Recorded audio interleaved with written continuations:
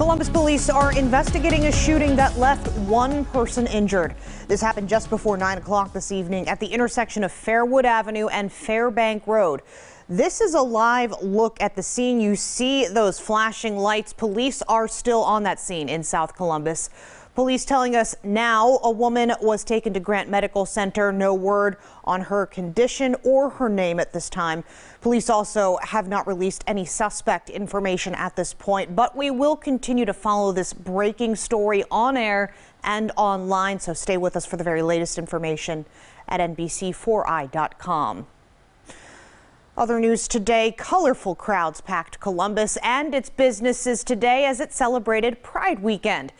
Thanks for joining us. I'm Jamie Ostroff in for Audrey Hassan tonight. Business owners say Pride falls in the top 5 busiest weekends of the year. NBC4's Anna Hoffman is here tonight in the newsroom with how this booming business weekend helps us kick off the summer. Jamie, business owners tell me in Columbus that they're so happy to have Pride Weekend back in full swing after 2 years. It feels like a rebirth, and this profitable weekend is exactly what they need. This is our busiest weekend, no doubt. Aaron Aranda, the bar manager at the South Bend Tavern, says on Pride Weekend, sales typically increase by about 50%. Last night was a huge night for us, and then today has already started. It's incredible, not even 5 p.m., and we have a great crowd. We're really happy.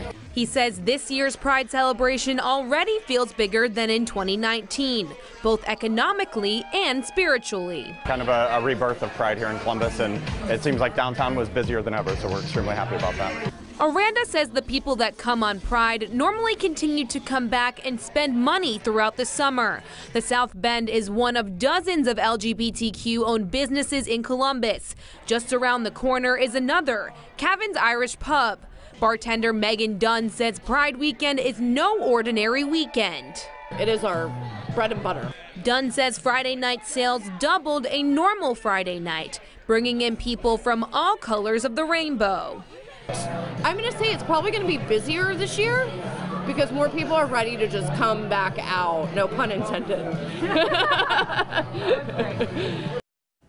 These businesses say the spike in sales doesn't just help the business, but it also helps out the workers by going right back into the community and showing a little bit of extra love for the LGBTQ community in Columbus. Jamie? Thanks, Anna. And we know it's been a tough couple of years for those workers as well.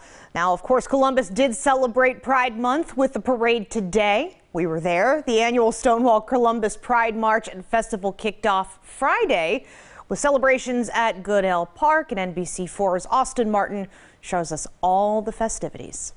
First time since 2019, more than 17,000 people took part in today's Stonewall Columbus Pride March. A welcomed return of the day of celebration. Just embrace themselves. Don't forget to love and respect themselves for whomever they are. And it really doesn't matter as long as you're true to yourself. After 2 years of COVID-19 cancellations or changes, Pride is back. A chance to be back together, celebrating what makes this community so special, our people. Hundreds of thousands of people packing Columbus streets for what could have been the biggest Pride yet. People from all over the state, some people from around the country come to celebrate what Columbus is all about. It was also a safer parade. Barriers at every intersection, more police and patrols, making sure all those who came were taken care of. It makes me feel that I'm home. It makes me feel second. More people were saying, are you afraid to be up here? I am with my constituents, my family, my friends, and we're celebrating together the rainbow of our diversity. Some celebrating for the first time. So this is our first Pride Festival as a family, and we are very excited. Some working to make Pride bigger and better every year. We're making the logistics of it work. We're excited to be here. We've got a lot of fight left on our hands to reach full equality, and I think people here are representing exactly that. They believe in us and they believe in our community, and I'm just excited to celebrate with them. Hoping to spread a little more love. In the meantime, love yourself. All while having some fun. For this story, as well as more Pride Month content, you can head to our website, NBC4i.com. Local for you in downtown Columbus, Austin Martin, NBC4. That was not me dancing in a cowboy hat. I don't know who that was. It was a great time, though. Thank you, Austin.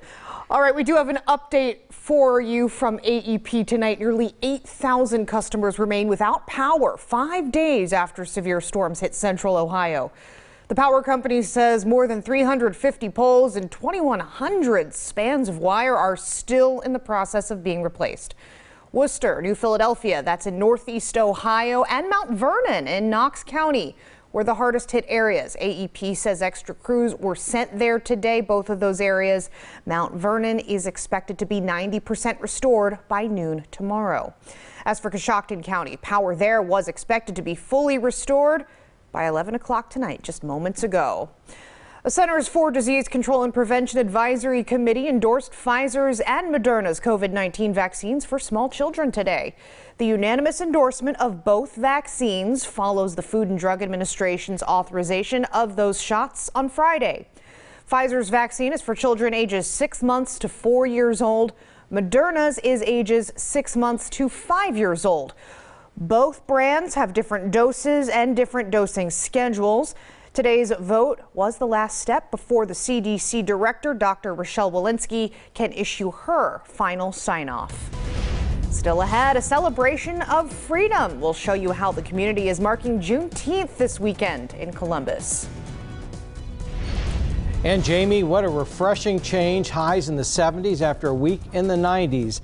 How long can we hang on to this weather? I'll have your full forecast after the break.